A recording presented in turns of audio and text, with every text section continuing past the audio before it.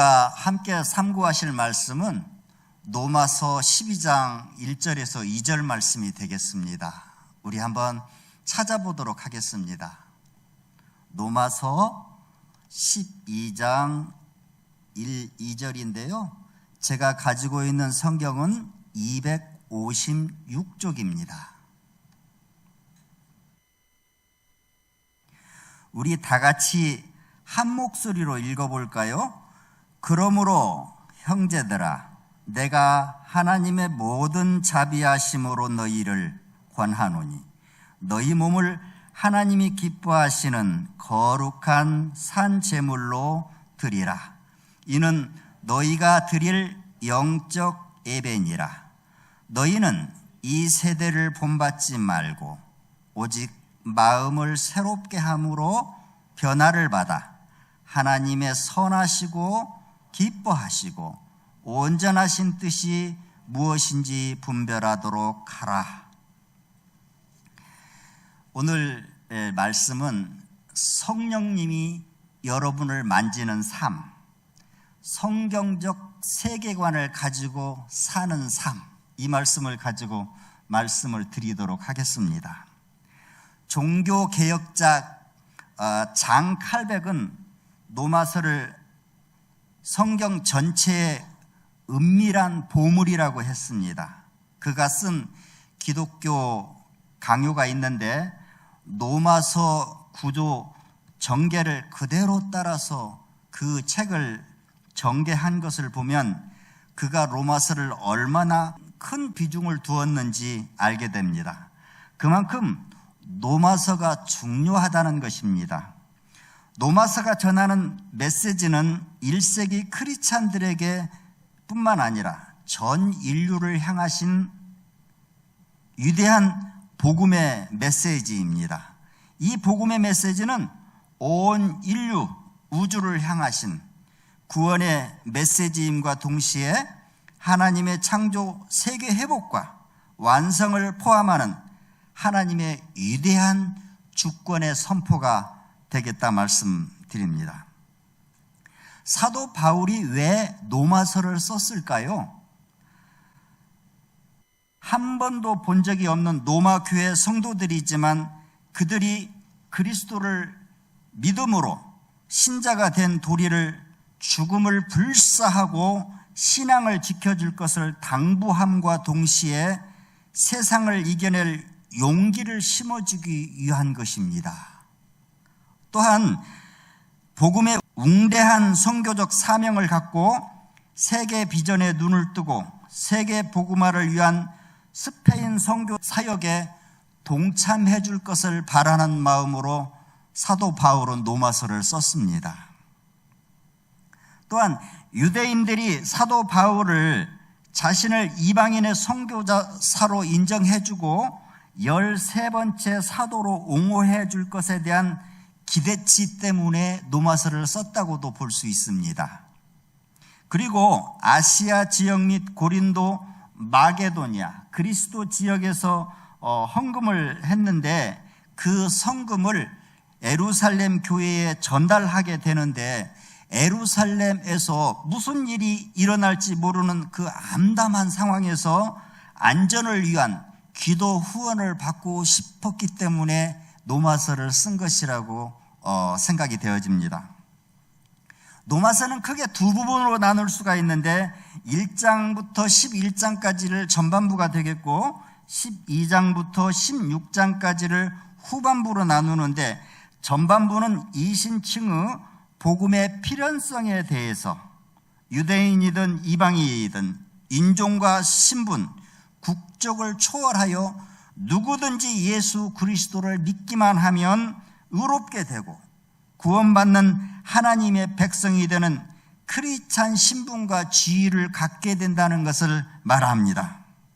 반면에 후반부는 이신층의 복음의 적용으로 크리스찬이 이 세상에서 하나님의 백성으로 어떻게 살아가야 하는가에 대한 실천적 삶의 문제를 집중적으로 다루고 있습니다.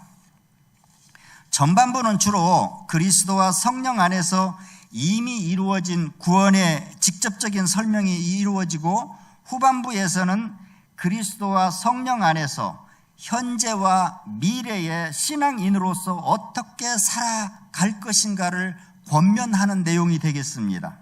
예수 그리스도에 대한 믿음 없이 우리가 의롭게 될 수 없는 것처럼 그리스도의 성령의 적극적인 개입이 없이는 우리가 의로운 삶을 살 수 없다는 것을 후반부에 펼쳐지게 됩니다. 12장 이후 후반부에 강조하는 말씀은 성령을 통한 하나님의 주권적 사역이 개인이나 공동체, 교회, 사회, 국가, 우주적인 모든 분야에서 두드러지게 나타나고 하나님의 놀라운 역사와 기적이 어디서든지 일어나기를 강조하는 내용이 되겠습니다.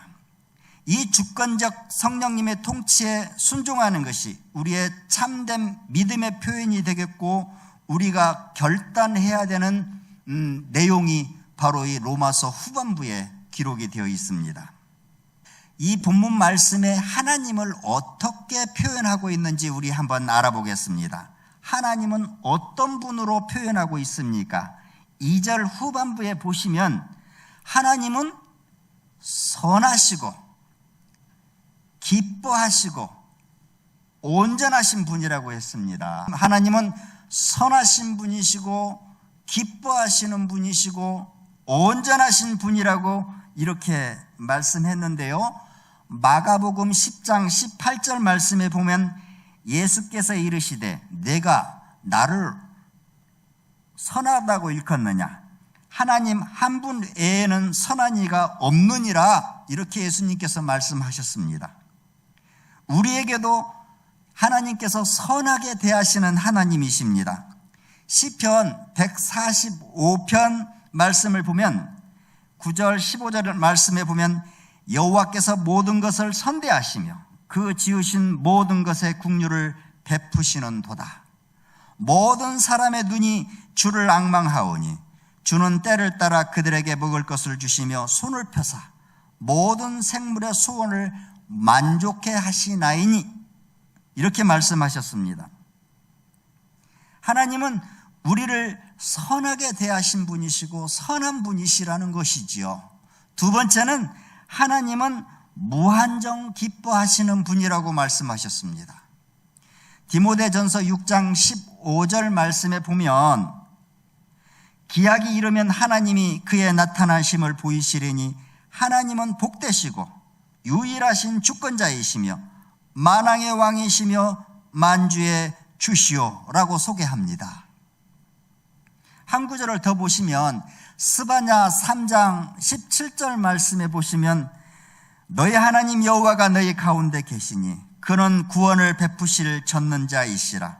그가 너로 말미암아 기쁨을 이기지 못하시며 너를 잠잠히 사랑하사 너로 말미암아 즐거이 부르며 기뻐하시리라. 이 말씀입니다. 우리로 인하여 기뻐하시고 또 기쁨을 참지 못하시는 하나님이시라고 이렇게 표현하고 있습니다. 세 번째로 하나님은 어떤 분이시라고 사도 바울은 본문에서 말합니까? 하나님은 회전하는 그림자도 없으시고 변함이 없으신, 변개하지 않으신 영원하신 하나님이십니다. 하나님께서는 존재나 속성에 있어서 모든 것으로부터 완전히 자유로우시며 무한하신 하나님이십니다. 야고보서 1장 17절 말씀에 보시면 온갖 좋은 은사와 온전한 선물이 다 이로부터 빛들의 아버지께로부터 오나니 그는 변함도 없으시고 회전하는 그림자도 없으시니라, 이렇게 말씀하셨습니다. 이처럼 하나님은 우리가 말씀했던 선한 분이시고 하나님은 기뻐하시는 분이시고 온전하신 분이시라는 것을 염두에 두시고 오늘 구체적으로 사도 바울이 우리에게 본문 말씀을 통해서 하시고자 하는 세 가지 말씀은 어떤 것인가를 우리 살펴보도록 하겠습니다. 첫째는 몸을 거룩한 산제물로 드리라는 겁니다. 두 번째는 세상을 본받지 말라는 것입니다. 세 번째는 마음을 새롭게 하여 변화를 받으라는 것입니다. 이 세 가지가 크리스찬의 살아가야 할 삶이고 명분이고, 이 세 가지를 꼭 이뤄내는 것이 바로 크리스찬의 삶이고 신자된 도리가 아닐까, 이렇게 생각을 합니다. 이 말씀에 앞서서 1절 말씀에 보면 그러므로 그렇게 말씀합니다. 그러므로 형제들아, 내가 하나님의 모든 자비하심으로 너희를 권한다고 그랬는데, 이 그러므로라는 말씀은 어떤 말씀입니까? 추론적인 접속사이신데 이신칭어 교리를 나타내는 것으로 행위가 아니라 믿음으로 구원을 받고 이제 구원받은 사람이 어떻게 살아가야 하는지를 엮어주는 이 밧줄과도 같은 접속사입니다. 그러므로는 앞에 11장까지 걸쳐있는 결론이기도 한데요, 유대인이나 이방인이나 우리 모두가 하나님 앞에서 죄인이라는 것입니다. 죄인임을 율법을 통해서 판명되었다는 것입니다. 이를 해결할 유일한 길은 예수 그리스도의 구속의 사건이라는 것입니다. 이 세 가지 사건이 바로 로마서 1장부터 11장까지 말씀인데, 이 말씀을 그러므로라고 함축되어 있습니다. 그 다음에 보면 하나님의 모든 자비하심으로 너희를 권한다고 그랬는데, 그 하나님의 모든 자비하심은 뭐냐면 독생자 예수 그리스도를 여러분들을 위해서, 나를 위해서 보내신 하나님의 자비하심입니다. 독생자 아들을 죄의 형틀에 십자가에 내어주셨습니다. 거기서 예수님은 물과 피를 다 쏟아내셨습니다. 우리의 죄를 대속하기 위해서, 인간의 스스로는 아무리 해도 해결할 수 없는 가장 나약함을 일으켜 세우시기 위해서 친히 십자가에 죽는 심판을 당하시게 된 것입니다. 또한 죄로 인하여 단절되었던 하나님과 관계를 회복하고 하나님이 창조하신 창조 질서를 다시 이루어가시기 위해 화목 제물이 되신 것, 이로써 하나님의 공의와 용서와 사랑이 대만족을 가져오게 되신 그 사건, 그것이 바로 하나님의 자비하심입니다. 하나님의 자비하심은 바로 인간의 죄를 씻기 위해서 자신의 아들 예수 그리스도를 십자가에 산 제물로 먼저 드리도록 한 것입니다. 머리에는 가시관을 쓰시고 양손과 포개어진 발등에는 대모식이 박힌 사건, 옆구리에는 날카로운 창살이 깊숙이 파고들었고, 하나님께서 죽으신 아들 예수를 다시 살리셨습니다.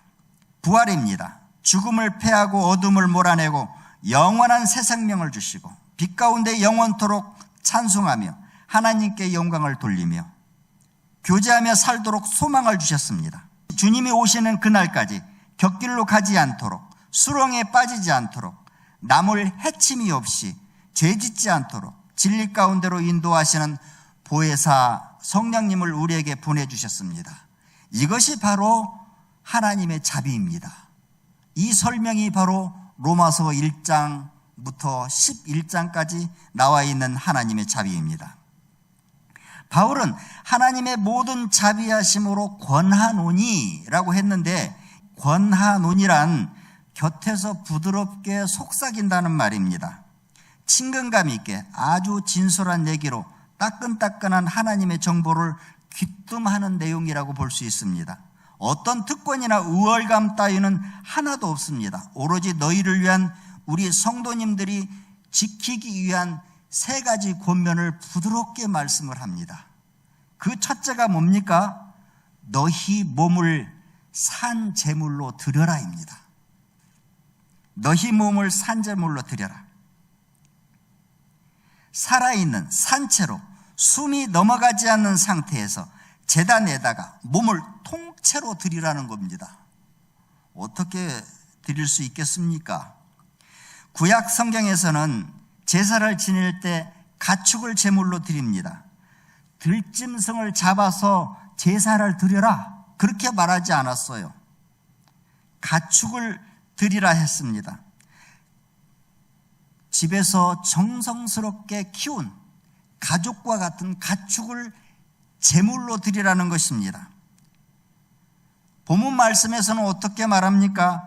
가장 소중한 몸을 드리라는 겁니다. 일맥상통하지요. 하나님께서는 독생자 예수 그리스도를 십자가에서 희생양으로 죽게 했습니다. 바울은 본문 말씀에서 우리 몸을 산 제물로 드리라고 합니다. 여기서 몸은 우리 몸 살부치를 말하는 것이 아닙니다.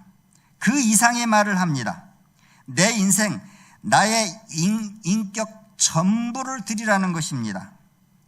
내가 사고하는 이성, 나의 양심, 인격, 신앙, 예배하는 것, 행동, 양식, 모든 것을 드리라는 것입니다.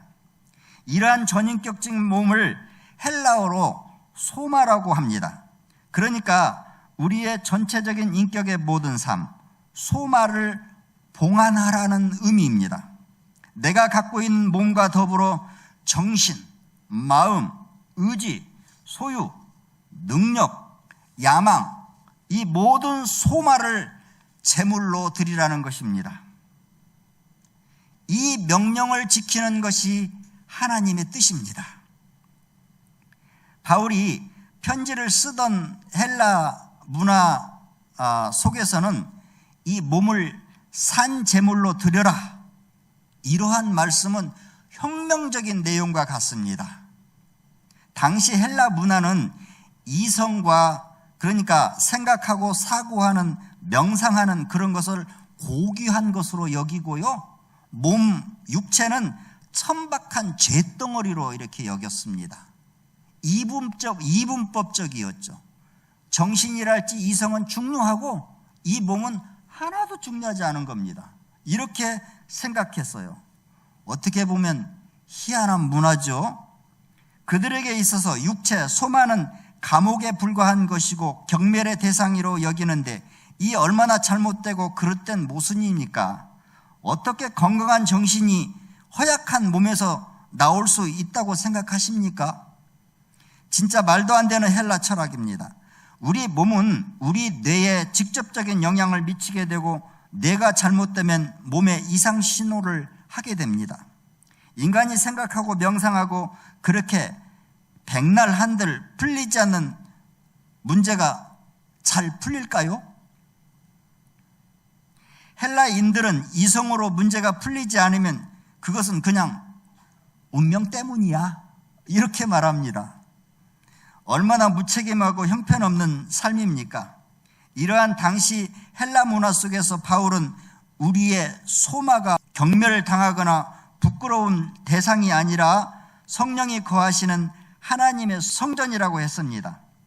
하나님께서 값으로 사신 귀한 몸이라고 했습니다. 바울은 자신의 몸이 전도자의 삶의 전제로 부어졌다고 고백합니다. 디모데전서 4장 6절에 보면 전제와 같이 내가 벌써 부어지고 나의 떠날 시각이 가까웠도다. 전제는 재물 위에 마지막으로 포도주나 감람유를 붓는 것과 같은데 바울이 온 몸으로 하나님께 드려진 삶을 말하는 것입니다. 빌립보서 2장 17절 말씀에 보면 만일 너희 믿음의 재물과 섬김 위에 내가 나를 전제로 드릴지라도 나는 기뻐하고 너희 무리와 함께 기뻐하리니, 이 말씀은 자신의 삶을 하나님께 드림이 얼마나 영광스럽고 복된 일인가를 바울은 말합니다. 우리의 몸뿐만 아니라 영혼까지도 우리 각자에게 주어진 고유한 달란트들을 하나님께 통째로 드리는 것이 소마가 아닐까, 이 말씀에 순종하는 것이 아닐까 생각이 되어집니다. 고린도전서 6장 19절에서 20절 말씀에 보면 너희 몸은 너희가 하나님께부터 받은 바 너희 가운데 계신 성령의 전인 줄 알지 못하느냐. 너희는 너희 자신의 것이 아니라 값으로 산 것이 되었으니 너희 몸으로 하나님께 영광을 돌리라 했습니다. 우리 몸을 하나님께 산 제물로 드림이 있어 염두에 두어야 될 것이 두 가지가 있는데요. 그 중에 하나는 자신을 죄로 더럽히지 않도록 해야 됩니다. 그래야 산 제물이 되겠죠.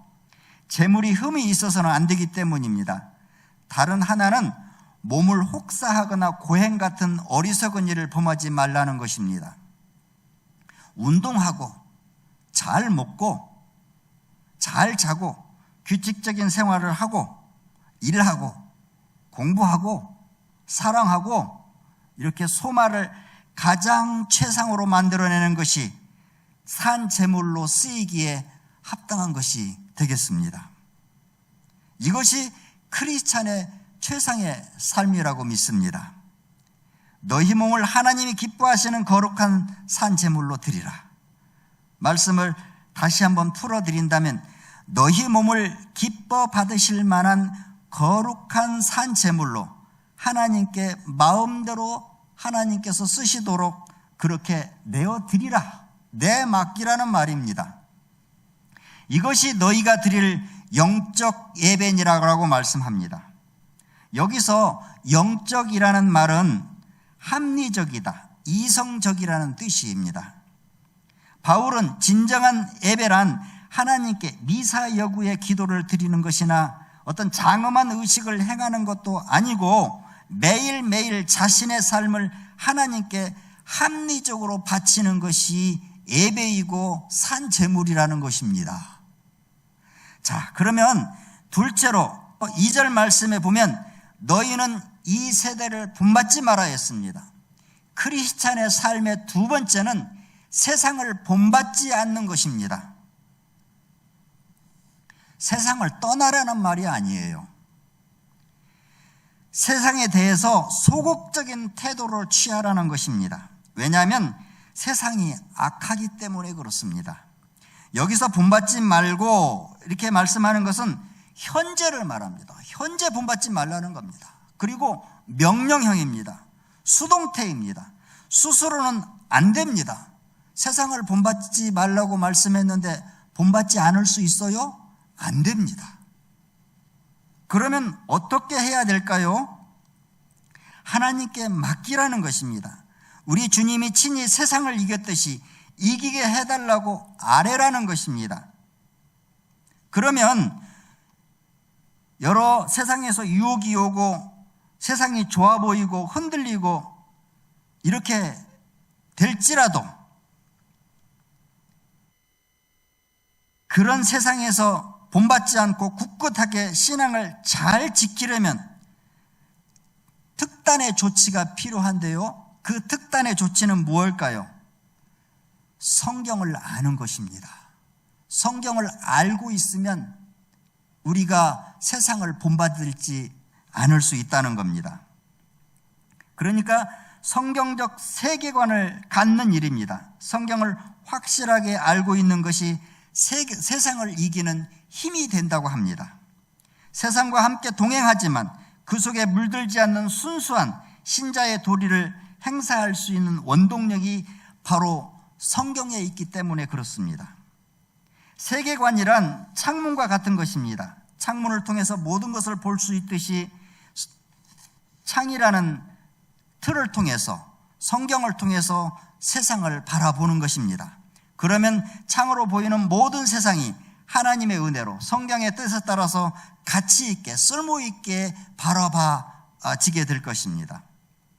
성경적 세계관을 가졌다는 것은 불이 났을 때 불길이 넘어오지 못하도록 막는 방화문과 같습니다. 튼튼한 철문으로 되어 있기 때문에 화염이 새어나오지 않도록 막는 효과가 있습니다. 바로 성경의 지식은 세상의 오염을 차단시키는 방화문과 같은 효과를 보게 된다는 것입니다. 사랑하는 성도님 여러분, 제가 드리는 말씀이 이해가 되시지요? 안 됩니까? 예. 그렇다면 성경을 읽으십시오. 나와 가장 가까이에 성경을 두고 하루에 한 장이라도 매일 3장씩 읽으시면 1년에 한 번 정도는 읽으실 수 있습니다. 제가 섬기는 우리 사랑부 가족 지적 장애인들도 하루에 3장씩 성경을 읽습니다. 우리는 충분히 읽을 수 있다고 봅니다. 말씀을 읽고 되새기고 또 그 말씀을 실천에 옮기시다 보면 거룩해지시고 세상을 이기는 힘이 생긴다는 것을 믿으시기 바랍니다. 네. 그 다음 세 번째로 오늘 본문 말씀에서 부탁하는 것은 뭐냐면 오직 마음을 새롭게 함으로 변화를 받으라 했습니다. 세 번째 말씀은 오직 마음을 새롭게 함으로 변화를 받으라 했습니다. 다시 말씀드린다면 너의 마음 혹은 생각하는 방식을 새롭게 함으로 계속해서 변화를 이끌어가라는 겁니다. 여기서도 자신이 아무리 노력해도 마음을 새롭게 할 수 없습니다.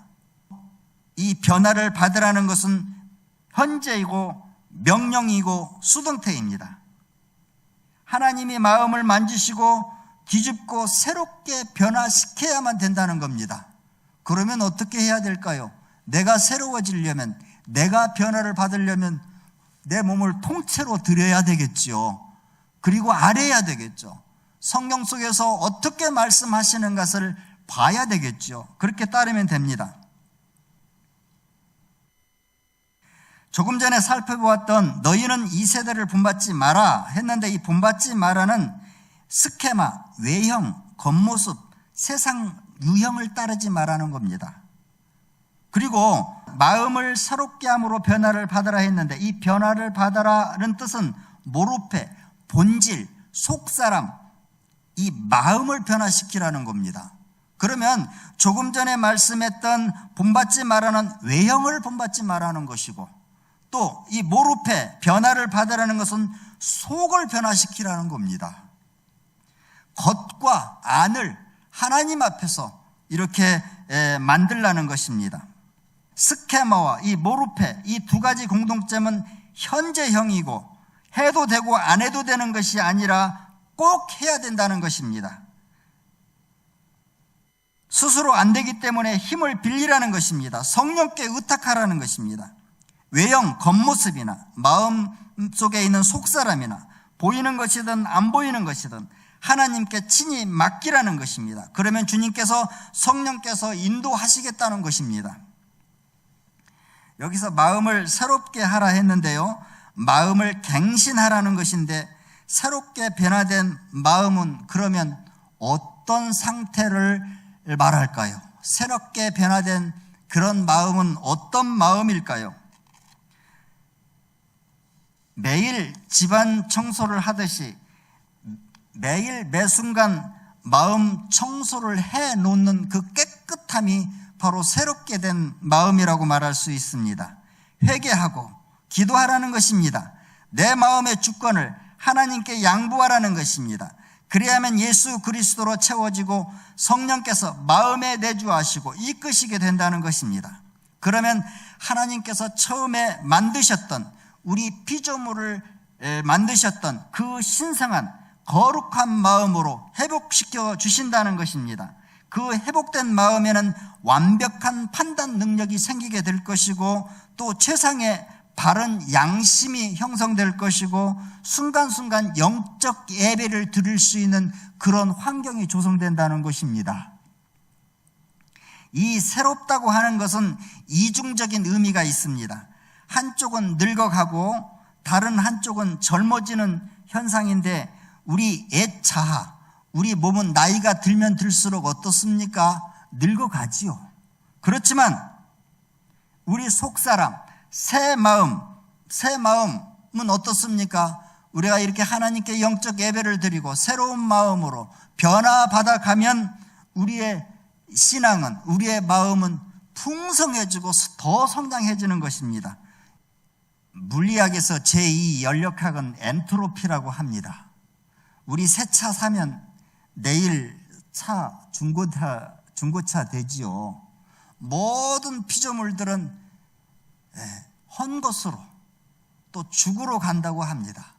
그것을 엔트로피 법칙이라고 하는데 우리 몸은 낡아지고 우리의 생활은 힘이 없어지지만 우리의 영혼과 우리의 신앙은 날로 새롭게 변화될 수 있는 비결이 바로 오늘 이 세 가지를 지키는 것입니다.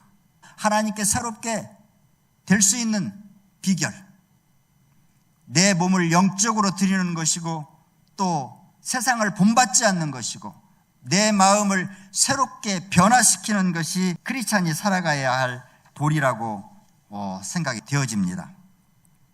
말씀을 마치려고 합니다.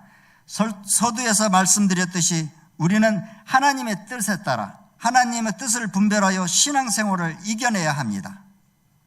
매일 매순간 하나님의 선하시고 기뻐하시고 온전하신 뜻이 무엇인지 분별하도록 삶을 살아내어야 하겠습니다. 분별하는 삶은 첫째, 너희 몸을 하나님이 기뻐하시는 산제물로 드림이고, 둘째, 세상을 본받지 않는 것이고, 셋째는 마음을 새롭게 하여 변화를 받음이라고 말씀드렸습니다. 이것이 하나님의 뜻이고 크리스찬의 사는 삶이라고 이렇게 여겨집니다. 하나님께 친히 의롭다함을 받은 신자들의 삶은 본질적인 변화를 이미 경험한 자들입니다. 따라서 그 삶의 행동 양식도 당연히 변화되어야 합니다. 입술의 고백이 아닌 변화된 삶, 겸손하면서도 진취적인 신앙생활을 이어가는 성도님들이 되어지시길 바랍니다. 아무쪼록 우리의 행동 양식과 생활 방식이 철두철미하게 하나님의 뜻에 의해 지배되는 성경적 세계관을 가져야 하겠습니다. 하나님께서 요구하시는 참된 예배는 우리의 변화된 새로운 삶을 요구하십니다. 우리의 몸과 자아는 쇠퇴해가지만 우리의 영성과 영혼은 성령께서 주관하심으로 날로 강성해지는 힘찬 크리스천의 삶이 되어지시길 주님의 이름으로 축원드립니다.